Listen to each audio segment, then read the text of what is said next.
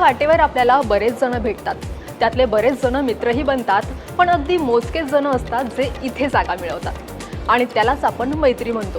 तर अशीच मैत्रीची व्याख्या जाणून घेण्यासाठी आज माझ्यासोबत दोन खास मैत्रिणी आल्यात.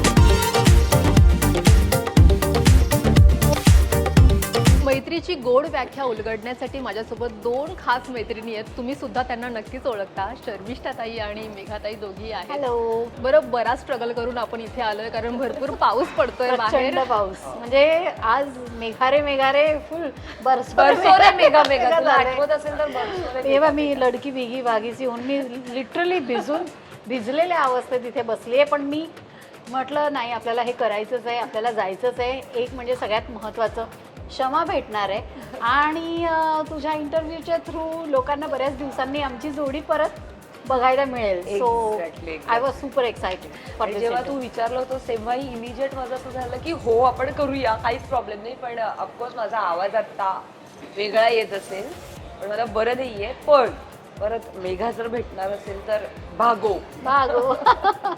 मला आत्ताही आठवते, मी शर्मिष्ठाला कॉल केला होता मेघाला कॉल केल्यानंतर, आणि शर्मिष्ठा म्हणाली नो मॅटर काय आपण करतोय हे. येस, ऑफकोर्स आम्हाला एकमेकांसोबत राहण्याची संधी मिळते आणि आम्ही ती हुकवू असं होऊच शकत नाही. म्हणजे रादर आम्ही एका जणाला आत्ता या क्षणी खूप मिस करतोय. Yes, exactly. सईला मिस करतोय आम्ही, सई लोकूरला. आणि आम्हाला जेव्हा केव्हा चान्स मिळतो भेटण्याचा, गप्पा मारण्याचा, मग तो फोनवर असो, व्हिडिओ कॉलवर असो किंवा असं काहीतरी असो, आम्ही तो सोडत नाही. आणि त्यामुळे आजचाही चान्स आम्हाला सोडायचा नव्हता. ओके, सो आपण आपल्या गप्पांना सुरुवात करूया. तर आता मैत्रीवरती आपल्याला गप्पा मारायच्यात. सो तुम्ही दोघींनी एकमेकींना जेव्हा कधी बिग बॉसच्या आधी जेव्हा पाहिलं असेल तेव्हा कधी वाटलं होतं आपण पुढे जाऊन इतक्या छान मैत्रिणी होऊ? पहिलं इम्प्रेशन कधीच नव्हतं.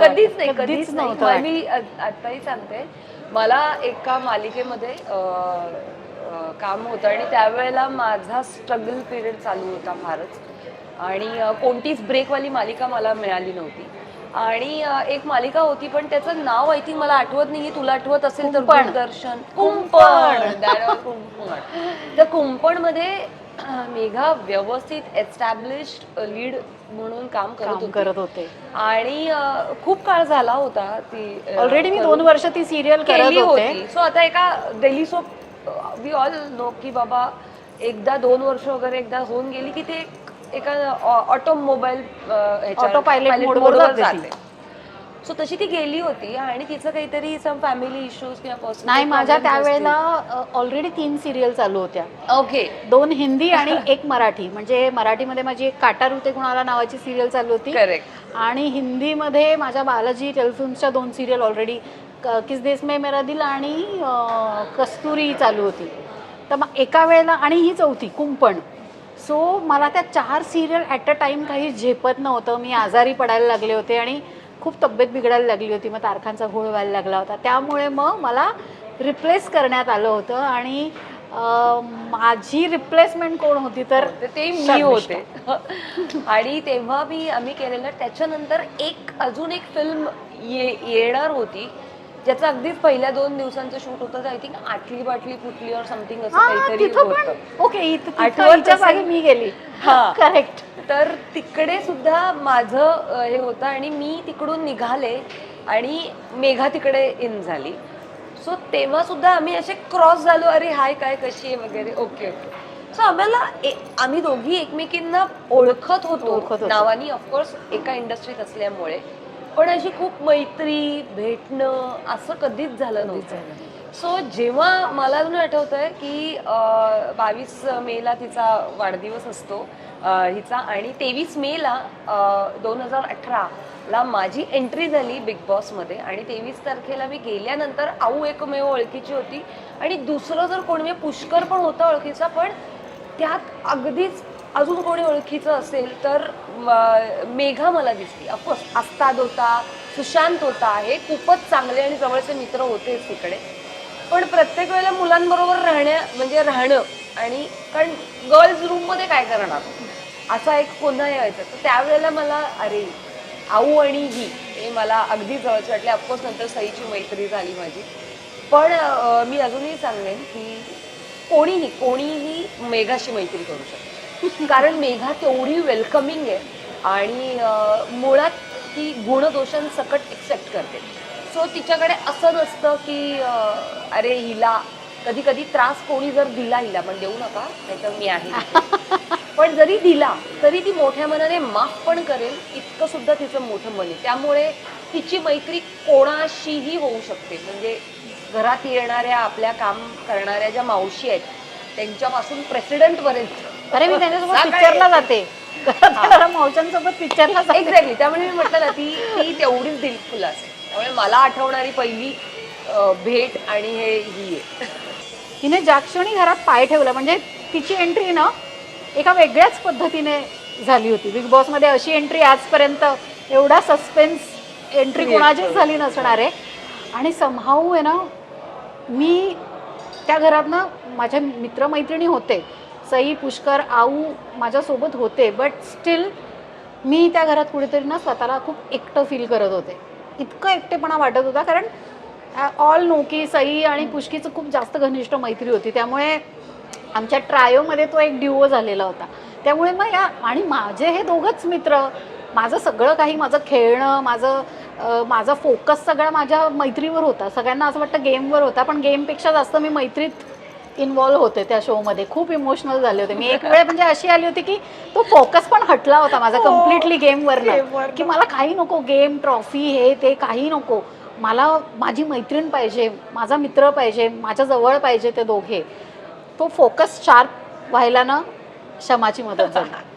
की शमाने मला एक रात्री बसून, म्हणजे रोज आमची ना बिग बॉसच्या घरामध्ये एक बाकडा होता, तर किचन आवरून सगळं वाइंडअप करून सगळ्यात शेवटचं काम तेच असायचं की किचन वाइंडअप करणे, आणि मग तोपर्यंत सगळे झोपलेले असायचे. आम्ही दोघंच जागं असायचो घरामध्ये, कारण आम्ही दोघेच ते किचन क्लीन करत असायचो रात्रीच्या वेळी. आणि मग ते झालं की सगळे कामं घरातली आटपली, किचन वाइंडअप झालं की हुश, मग चला आता बाकड्यावर जाऊन बसूया. आणि तिथं मी आणि शमा बसायचो, आणि त्या तिच्या आणि माझ्या ज्या गप्पा असायच्या, तिचं आणि माझं जे कॉन्व्हर्सेशन, जे गिव्ह अँड टेक असायचं ना, ते म्हणजे माझ्यासाठी त्या घरामधला मोकळा श्वास होता. म्हणजे खूप सारे टास्क, ती कॉम्पिटिशन, एकमेकाला दूषणं देणं, ती भांडणं, ती कटकटी आणि ती चढाओढ, ती ईर्षा, त्या सगळ्यामध्ये माझ्यासाठी ओयासिस होती. ही नसती ना तर आज ती ट्रॉफी कधीच घरात आली नसती माझ्याकडे. नाही आली असती. नाही, ती ट्रॉफी येण्याच्या आधी 4 लोकांची मी डोकी फोडली असती आणि घरी आली असती. हे कन्फर्म आहे, हे कन्फर्म आहे. बेसिकली तुमची बिग बॉस पासून जास्त मैत्री सुरू झाली ऑफकोर्स, येस. पण मला जाणून घ्यायचं की तो कोणता असा एक क्षण होता जेव्हा क्लिक झालं. आपल्याला बरेचसे लोक भेटतात, जसं मेघाचे भरपूर फ्रेंड्स आहेत, पण तो एक असा क्षण असतो की आपल्याला क्लिक होतं की नाही, ही व्यक्ती माझी चांगली फ्रेंड आहे. असा कोणता क्षण होता? मी सांगते, आमच्या बऱ्याच गोष्टी आज बिग बॉसशीच रिलेटेड असणार आहेत. कारण आम्ही त्या शोला 24 तास एकमेकींबरोबर होतो. त्यामुळे कितीही आरडाओरडा होऊ देत, एकमेकींवर नाराजी होऊ देत किंवा फ्रेंडशिप होऊ देत, सगळं त्या घरात येणाऱ्या आणि फेस करणाऱ्या परिस्थितीनुसार आम्ही चेंज होत होतो. जोडीने जायचं असतं आणि जोडीने जिंकायचा हा गेम असता तर मी नक्कीच म्हणाले असते की मेघा आपण एकत्र करूया. आणि हे मेघाने सुद्धा बोलून दाखवलं की मला हिच्या बरोबर उभं राहायला आवडेल, नक्कीच आवडेल म्हणून.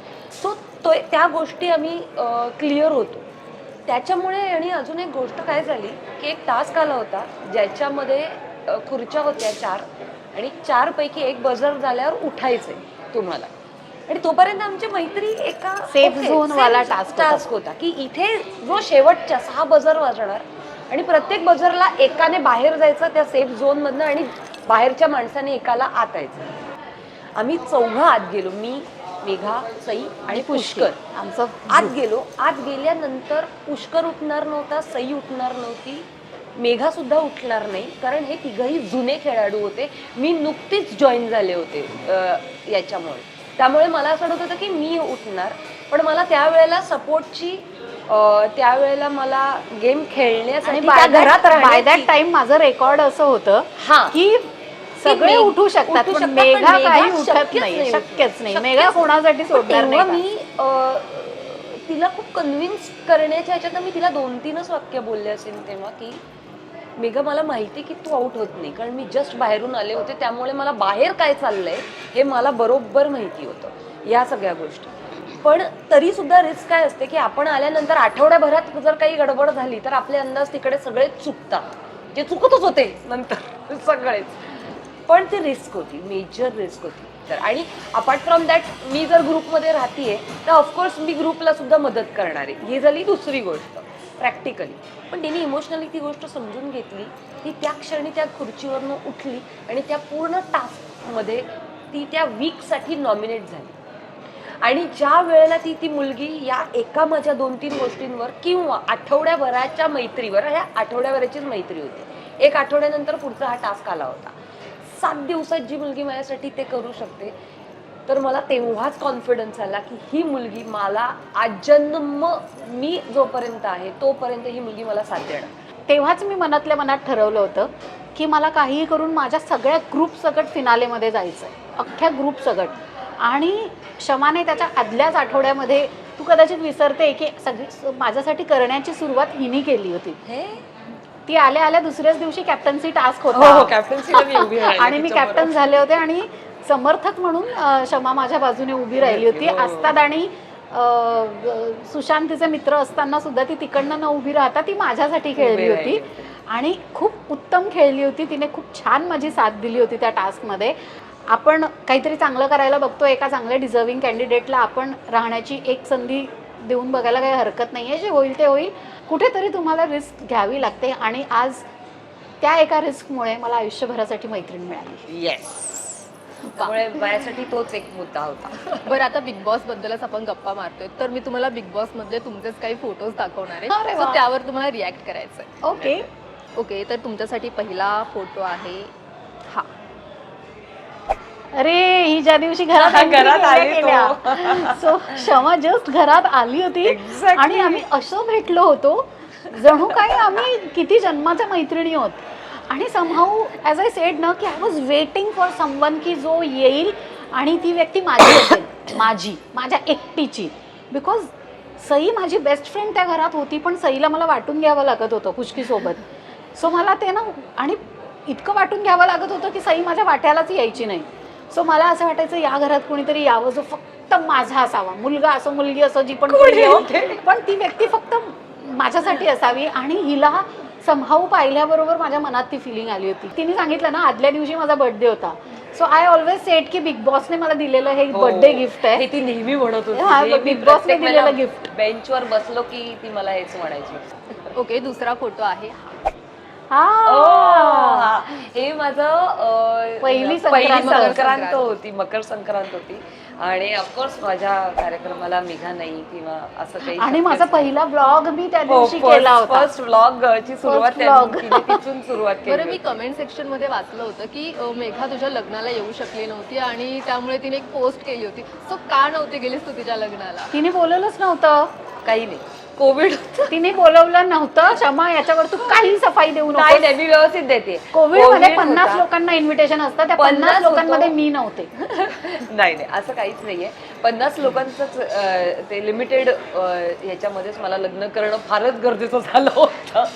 कारण अजून मी पुढे ढकललं असतं तर माहितीच नव्हतं. पहिली गोष्ट, तिच्या लग्नामध्ये ती स्वतः होती हेच नशीब. हो, ऍक्च्युली सांग म्हणजे अगं मी आदल्या रात्रीपर्यंत शूट करत होते. मी ग्रहमग करून, मी सगळं करून, हळद पण लागली तरी मी जाऊन शूटिंग करत येत होते. कारण 2 दिवसाचा टेलिकास्ट बाकी आहे असं सगळं चाललं होतं. म्हणजे मी लग्नाच्या दिवशी सुद्धा सकाळी शूट केलं आणि मी दुपारनंतर मुहूर्ताला पोहोचले. सो मी माझ्याच लग्नात हे सगळे उद्योग केलेले. माझ्याच घरातले 20-25 लोक, म्हणजे नातेवाईक जे जवळचे आहेत ते अगदीच, त्याच्याकडचे जे कोणी आहेत ते. आणि असं कोण म्हटलं 50 संपले, म्हटलं आता तर म्हटलं. आणि मग असं होत होतं की एक जणाला मग सई आली, मेघा आली म्हणजे मग सई आली. ऑफकोर्स मेघा आणि सई आले तर माझे जे शाळेपासूनचे मित्रमैत्रिणी आहेत, म्हणजे ज्या 2 अगदीच खास, जशा ह्या दोघी आहेत तशाच 2 खास माझ्या शाळेतल्या मैत्रिणी आहेत, मग त्या उरल्या. तर बाकीचे पुन्हा आज प्रश्न की आम्ही नाही होत कसं म्हणते.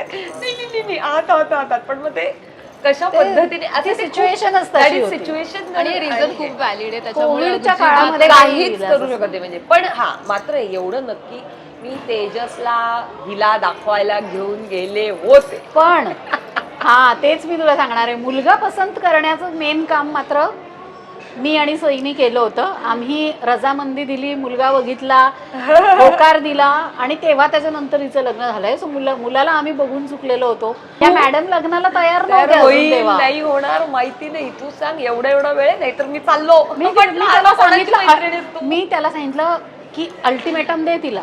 3 महिन्यात तू माझ्याशी लग्न करायला तयार झालीस तर मी तुझ्याशी लग्न करतोय, नाही तर मी चाललो. नाहीतर चाललो. कारण हिच्या लग्नाची मला जास्त घाई होती हो ऍक्च्युली लिटरली, की अगं कशाला आता टाइमपास करते, आता कर लग्न पटकन एकदाच लवकर. आणि रेशम ताईने मला साईडला घेऊन प्रॉपर समजवलं की यार कसा तू सेकंड चान्स डिझर्व करते. सो मी त्या घरात असताना हे डिसाईड केलं होतं की ओके मी आता लग्न पुन्हा कारण- करायला तयार कारण मी आहे. बघितलं आपण होतं की जाऊया. She such a homely girl, she such a family girl.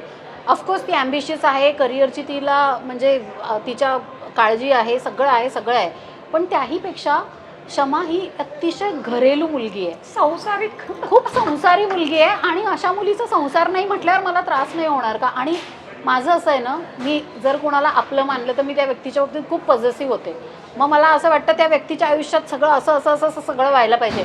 मी अतिशय पॉझिटिव्ह काइंड ऑफ पर्सनॅलिटी आहे. मी हिला आणि सईला दोघांनाही खूप लेक्चरही देते, प्रेमही करते, रागवतेही, सगळं करते. सो माझी इच्छा होती की आता फार वेळ नको घालू, बिकॉज ज्या सिच्युएशनला फेस करून ती घरात आली होती, आय फेल्ट की इथून ती जात असताना तिचं एक नवं आयुष्य असावं, सुंदर असावं, छान असावं आणि सगळं व्यवस्थित. एक्झॅक्टली. सो मी घराच्या बाहेर पडल्या नाव नोंदणी केली विवाह ह्याच्यामध्ये आणि अरेंज मॅरेज ऑफकोर्स स्थळ येत होती. सो बहिणीने माझ्या हे स्थळ आणलं. पण आम्हाला तेजस अगदी पहिल्या भेटीत इतका आवडला, म्हटलं हाच आपला जिजू, हाच पाहिजे, हा परफेक्ट आहे हिच्यासाठी. सो त्यामुळे असे उलटे सल्ले दिलेत. नाही पण बरं झालं. तिसरा अरे हा माझ्या बर्थडेचा आहे. सो लॉकडाऊनमध्ये माझे 2 बर्थडे लॉकडाऊनमध्ये झाले. म्हणजे दुसरा लॉकडाऊन तुझा नाही माझा सुद्धा. हिचा कारण मी 1 महिना मागे आहे फक्त. हो, तर माझ्या बर्थडेच्या वेळेस नेमकं कडक लॉकडाऊन दुसऱ्या वेळेस जेव्हा लॉकडाऊन लागलं तेव्हा त्याच्या आधी थोडं मोकळं झालेलं होतं आणि परत दुसरी लाट आली म्हणून ते त्यांनी अजून स्ट्रिक्ट केलं. तर परत सेकंड बर्थडे पण माझा घरातच झाला. सो माझ्यासाठी माझा बर्थडे सेलिब्रेट करण्यासाठी माझ्या सगळ्यात जवळची माणसं माझ्याजवळ असणं गरजेचं आहे. आणि ॲज आय सेड, आम्ही फिजिकली एकमेकांसोबत काही महत्त्वाच्या प्रसंगात नसलो, जसं हिच्या लग्नात व्हर्च्युअली मी होते, अगदीच नव्हते असं नाही, तसं माझा बर्थडे आहे आणि शमा आणि सई नाही असं शक्यच नाही. सो शमा आणि सई या 2 व्यक्ती अशा आहे की माझ्या आयुष्यामध्ये माझ्या प्रत्येक चांगल्या वाईट सगळ्या टप्प्यांवर माझ्यासोबत असणार आहे. सो बर्थडेसुद्धा सोबत सेलिब्रेट केला आम्ही. तर शर्मिष्ठाने मला मागे एकदा आय थिंक कॉलवरच सांगितलं होतं की तिच्या ठाण्याच्या घरात अजून तू गेली नाहीयेस आणि मीही ठाण्याला इंटरव्ह्यू करावं म्हटलं तर मेघाने नाही म्हटलं. सो काय आहे हे बघितलं आता असं वाटतंय की खरंच तिथेच करायला हवं, कारण मी लागलाय. हे सजेस्ट केलं होतं. म्हटलं एक काम कर, त्या निमित्ताने ती घरी तरी येईल. नाही, माझं म्हणणं होतं घरी यायला तर मला खूप निमित्त मिळणारच आहे, पण मला माहिती आहे सध्या हिची जी दगदग चाललेली आहे सतत, म्हणजे तिच्या सिरियलचं शूट जे ती आत्ता काम करते ज्या सिरियलमध्ये ते, प्लस ती जी प्रोड्यूस करते ते, ही घरकोंबडी होऊन आणि बस शूटिंगचा सेट आणि हे याच्या व्यतिरिक्त हिचं काही सध्या तरी लाईफ नाही आहे हे एवढं मला माहिती आहे. सो वी थॉट की नको, घरी नको ना, माझ्या घरी ना तुझ्या घरी, let's catch up somewhere else, जिथे आपण दोघी मस्तपैकी बिंदास गप्पा मारू, खाऊ पिऊ, मज्जा करू. तर शर्मिष्ठा आता निर्माती आहे. सो तुम्ही दोघी आम्हाला एकत्र, प्रेक्षकांना एकत्र सांग प्रोड्युसरला म्हणजे जुने प्रोड्युसर तर मला कास्ट करतच नाहीये, इंडस्ट्रीत आलेले नवे प्रोड्युसरकडे तरी मी आशावादी होऊन बघितलं पाहिजे. बरं, फेस व्हॅल्यू नाही आहे असं नाही आहे, फेस व्हॅल्यू सॉलिड आहे आपली, सगळं आहे, पण अप्रोच केला पाहिजे ना लोकांनी. आता तिच्यासाठी मी काढतेच आता एक नवीन मालिका लवकर. मला तर उलट अशी इच्छा आहे ना की एक असा शो शमा प्रोड्यूस कर ज्याच्यामध्ये ती, मी आणि सई आम्ही तिघी झालं. म्हणजे मला रियालिटी शोच काढावा लागेल, असं काहीच होणार नाही आपला डेली स्कोप. अरे काढायला हरकत काय, खान सिस्टर्स होतं तसं 3 जणी काढून टाकला एक शो. बट अशी एखादी सिरियल काढली ना ज्याच्यामध्ये आपल्याला 3घींना काम करता आलं, अरे मला तर आवडेल, तर खूप मजा येईल, खरंच खूप मजा येईल. पण या निमित्ताने मी रिक्वेस्ट करते तुझ्या शो मध्ये मला घे, काम दे मला. आणि बाकी म्हणजे लोकांना असं वाटतं की मी फिल्मच करेन किंवा मी सिरियल करणार नाही, किंवा ते त्यांचा गैरसमज झालेला आहे. आपोआपच. आता तू जी सिरियल तुझी येते नेक्स्ट तर त्याच्यामध्ये मला तेजपाल, मी म्हटलं अरे मला कधी विचारणार तू सिरियलसाठी, अरे तुम्ही फिल्मवाले लोक, म्हटलं अरे तू विचार. सो या निमित्तानं मेघा सांगते की मला मालिका हा सुद्धा मला मी मालिकांमध्ये करणार काम करायचंय, मला मालिकांमध्ये काम करायचं प्रोड्युसर साहेब. आहे. बरं आपल्या या गप्पा तर होत आहेत, पण आता तुमची एक फ्रेंडशिप टेस्ट म्हणू शकतो आपण त्याला. मी मगाशीच शर्मिष्ठासोबत एक व्हिडिओ शूट केलाय. ओ. त्याची उत्तरं किती बरोबर आहेत ती आता आपल्याला चेक करायची आहे. बरं चला होऊन जाऊ द्या. अरे अरे अरे आय होप, क्षमा पास झाली असणार आहे मला गॅरंटी. आय डोंट नो, मला असं 1-2 ह्याच्यात जरा डाऊट आहे, बट मी तू बघ आता. चलो देखते हैं. ओके, मेघा तुझा आवडता पदार्थ? तिला आय थिंक तिला फिश जास्त आवडतं. माझा आवडता पदार्थ तसं तर मला साधं म्हटलं खायचं तर खिचडी, पण मला मासे आवडतात, सुरमई फ्राय. मी फिश सांगितलं कुठले ते मासेच. ओके, आवडता सेलिब्रिटी? तिला काश्मीर पण आवडतो, पण मोस्टली तिला सगळेच सेलिब्रिटीज आवडतात. असं काही तिचं कधी मला, जितकी मी तिच्याबरोबर राहिले आहे तेव्हा असं विषय नाही झालाय की हा स्पेशल. मला सलमान खान सर खूप आवडतात आणि मी हिंदी बिग बॉस करण्यामागे कारण पण तेच होतं की I am big fan of Salman sir. Okay, या बाबतीत शर्मिष्ठाने अशी कॉमन मी कॉमन हे दिलेलं आहे. मी तिला म्हटलं की आय थिंक आम्ही जेव्हा बिग बॉसच्या घरात होतो तेव्हा काश्मीरवर, अरे काश्मीर तर ऑफकोर्स माझा फेवरेट आहे, क्रश. हा एक्झॅक्टली. मी म्हटलं मला हिंदीतलं नाही, मी मराठीतलं नाव सांगते.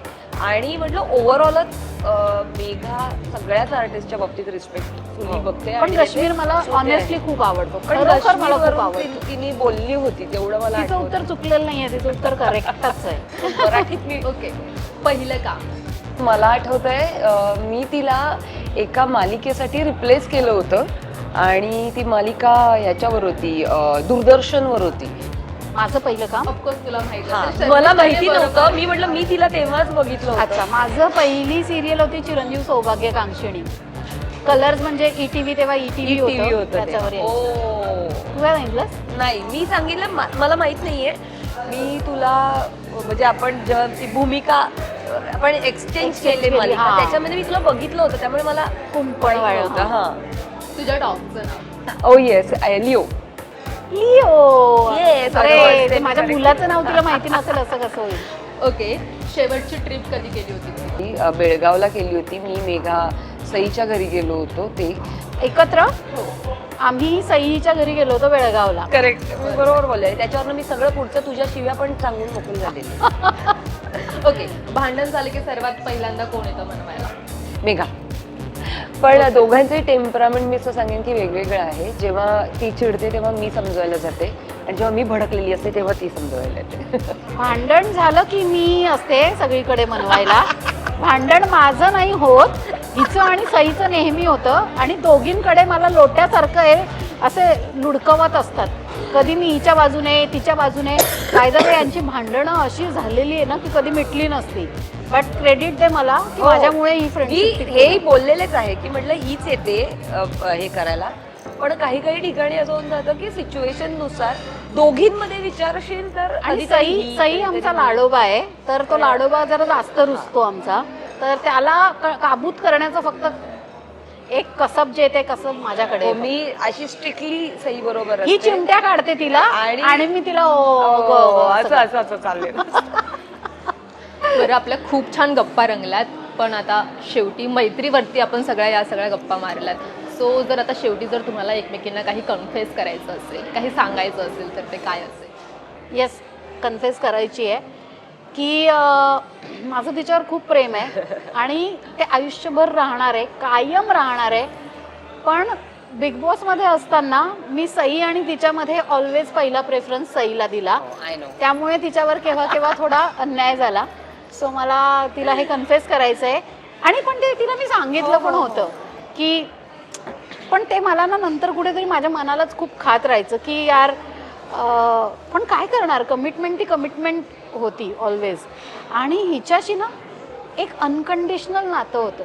जे की आजकालच्या जगात मिळणं कधीच आम्ही काही शक्यच नाही. जगामध्ये सगळी नाती बनतात ना ती कुठला ना कुठला स्वार्थ बघून आणि काय, पण शमाचं आणि माझं नातं असं होतं ना त्या घरामध्ये की इतकं प्युअर आणि इतका अनकंडिशनल तो बॉन्ड होता की तू मला नॉमिनेट करायचं तर तू कर, मला करायचं मी तुला करीन, जे काय होऊ दे, पण आपली मैत्री अशीच राहील.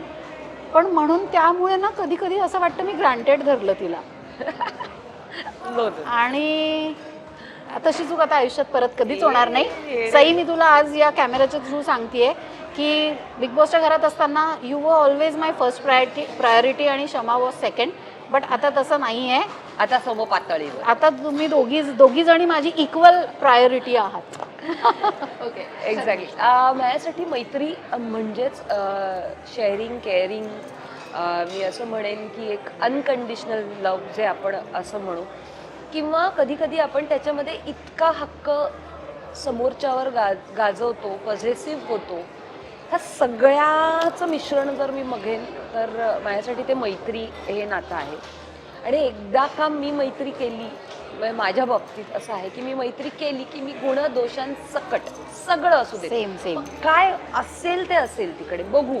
म्हणजे कित्येकदा असंही होतं की मी तुला सांगेन, समजवेन माझ्या मैत्रिणीला की बाबा तू उतरू नको इकडे, इथे डेंजर आहे, इथे डेंजर आहे, पण तरी तुला उतरायचं आहे ना, उतर. पडलीस खड्ड्यात, त्या खड्ड्याच्या बाहेर पहिले हात देणारी मीच असेल. तेव्हा मी विचारणार पण नाही, सांगितलं होतं ना मी तुला, आता कशाला हे, आता काय. तेव्हा मी सुनावणार पण नाही, ये बाहेर, चल मी आहे, पुन्हा तुझ्यासाठी उभी आहे तिथे.